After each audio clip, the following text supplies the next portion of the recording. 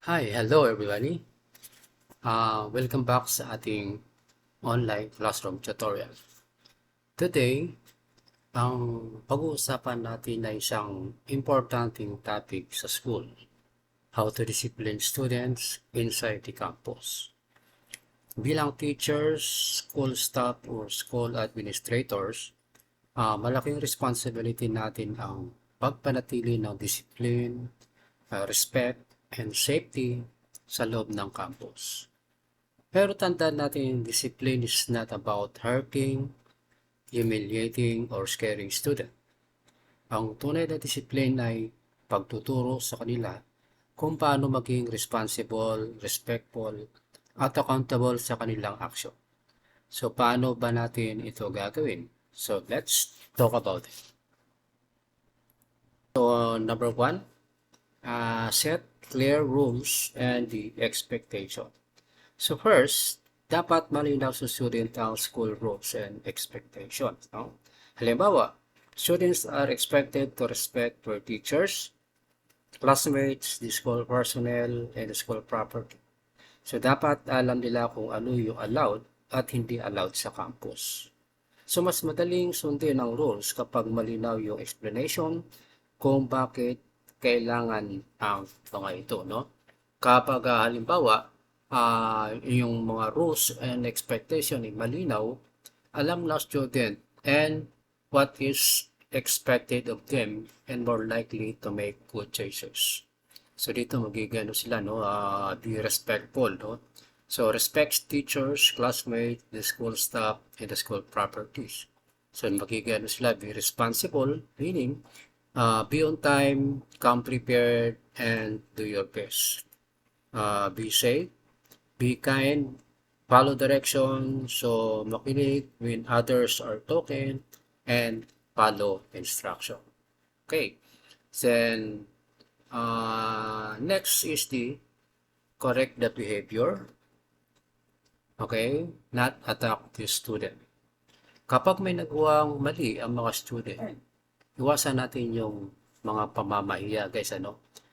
Instead of saying na minsan sumisigaw pa tayo, wala kang disiplina, wala kang modo, siguro yun yung mga tinuturo sa inyo ng mga magulang nyo. Instead, mas maganda sabihin, guys, okay, students, your behavior is not appropriate inside the campus. So, let's talk about what happened and how we can correct yung tinatawag natin mga attitude. So, pag-usapan yan. Okay? So, remember guys, we correct the behavior, not destroy the student confidence. Okay? So, kung makita natin dito sa ating screen, discipline is about teaching, not blaming, help student learn, grow, and make better choices. So, sumisigaw si teacher na wala kang disiplina, palaging mali ang ginagawa mo. Yan ba yung natuturan mo sa bahay nyo? So, ito nakakasakit ng damdamin niya para sa bata. No? Nawawala ang tiwala sa sarili, nagdudulot ng takot at galit, at mangyari dyan yung result, hindi natututo yung student. But instead, pasapin natin siya, no? Your behavior, no, na ganito, anak, ito yung ano mo, your behavior is not appropriate. Let's talk about, no, ano ba nangyari and how, paano natin yan i-correct. So, tinuturuan ng student, pinahalagahan ng damdamin, nagpapalakas ng tiwala sa sarili, at natututo at nagbabago yung behavior. So, remember guys, we correct behavior because we care. So, our goal is growth, not shame. Okay? And next one is try to talk the student privately. So, kung possible, kausapin ang student privately, no? So, ask the questions like, okay, ano ba nangyari? Bakit mo nagawa yun? Alam mo kung ano yung magiging epekto sa mga ginawa mo. So, give the student a chance to explain. No, sometimes students understanding the reason behind the behavior can help us choose the proper intervention. So, yung tinatawag natin na private conversation, no? Nagpapakita ng respect, at nakakatulong para maintindihan yung mga real reasons behind the behavior. So, siyempre, tatanungin natin yan, no? Anong nangyari, ano? Bakit mo nagawa yon? Ano ang iniisip mo noon? Ano sa tingin mo yung epekto sa mga nagawa mo at paano natin ito maayos? So, paano natin silang kausapin ng privately, no? So, maghanap tayo ng isang lugar na tahimik, quiet area where you won't be interrupted. So, ask open-minded questions. So, ano ba nangyari? Bakit mo nagawa yon? So, let the student explain, without interrupting. So, yan natin siya na pagpaliwanag kung bakit siya nagawa. Okay, guide, don't judge, help the student understand the impact of their actions. Agree on what to do next. Work together on solutions and positive changes. So when students feel heard, they are more open to change. So listen, understand, no? Kailangan hindi natin may send yung yung mga kung bakit nagawa yan ng mga student. Okay? Apply fair and consistent consequences. Kapag may violation, dapat yung consequence ay fair, reasonable, and consistent with the school policy. So, hindi dapat nakabase sa galit ng teacher, no? So, for example, depending on the school rules, possible intervention will include yung verbal reminder. Okay?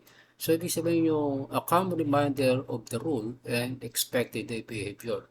So, kailangan nila ng counseling, yung guidance, kausapin natin ang mga student to understand at para gabayan sila with the parents and guardian conference. No, kailangan na work together with parents for the students' improvement. Then, kailangan natin yung restorative activities and the what we call the appropriate disciplinary action. So, dapat be consistent tayo, no? What is applied today should be applied tomorrow. Be fair. Treat every student with respect and without favoritism. Okay? So, next, teach accountability. Okay, pag sinabi natin accountability, discipline also means teaching student to take responsibility. Instead of simply saying, punishment ito dahil mali yung ginawa mo, no?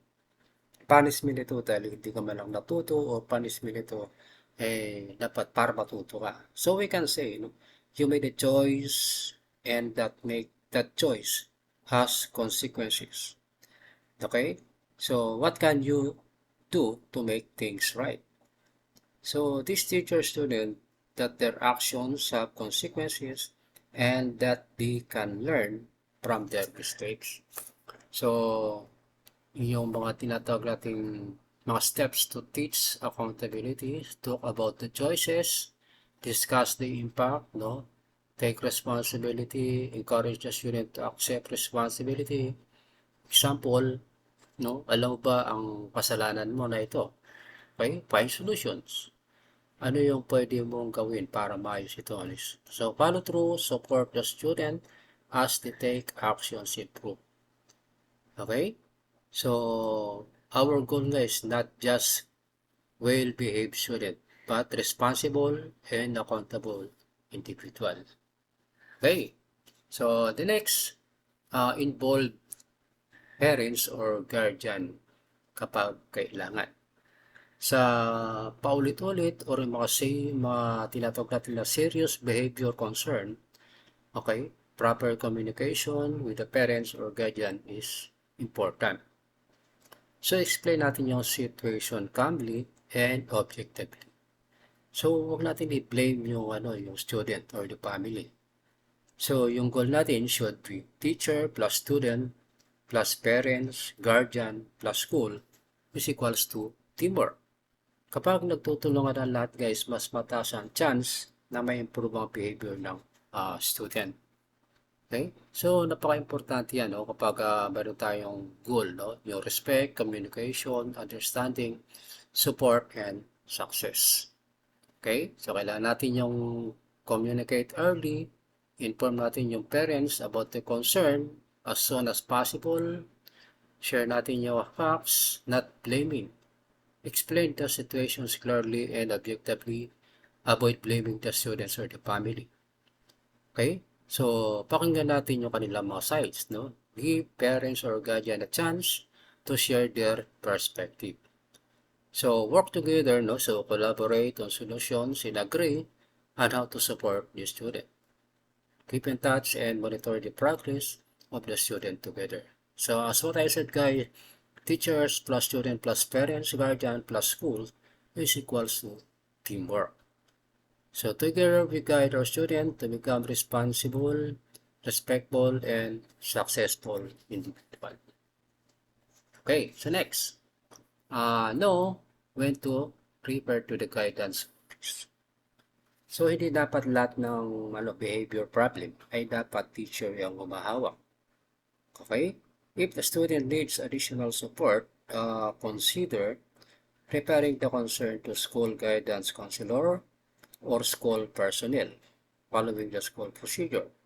So remember guys, asking for help is not a sign of failure. So meaning we're making sure that the student receives a proper support. Okay? So, kailangan natin yung consider referral, no? Yung behavior problem to continue despite intervention. Now, there are signs of stress and you need additional support in handling the situation. So, kaya sabi ko guys, asking for help is not giving up.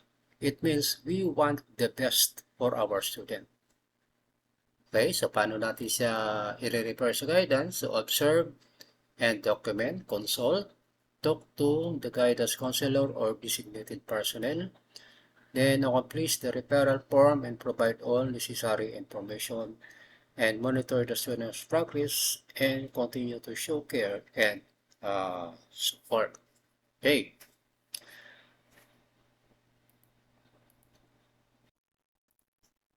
Okay, next, be a role model to your student. This is last but definitely not the least. Be a good example, guys. So, kung gusto nating respectful ang student, dapat respectful din tayo. Kung gusto nating marunong silang makinig, dapat marunong din tayo makinig. And if we want them to control their emotion, we should also demonstrate calm and respectful communication. Because sometimes students learn from what we do than from what we say. Okay? So, napaka-importante yan. Dapat, sinasabi ko nga, be a good role model. No? Students don't just listen to what you say. They watch what you do, be the example na para susundin nila. No? Your action today is shape their tomorrow.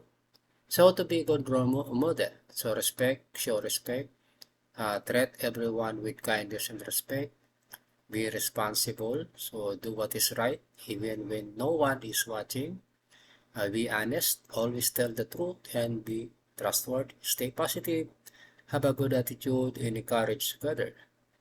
Show that learning is important by always doing your best. Okay? So, lead by example or inspire students to be the best version of them.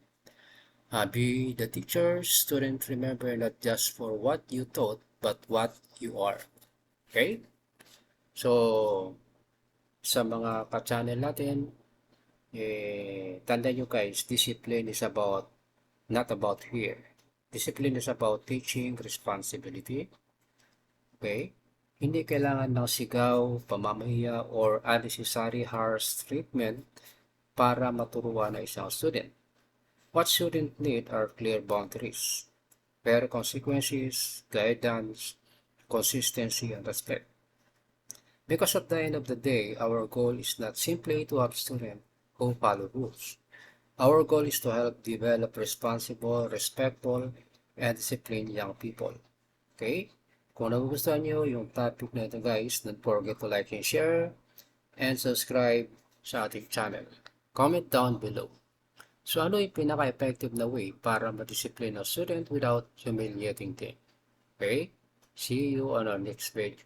Discipline with respect, correct with compassion, teach with purpose. Bye mga ka-channel!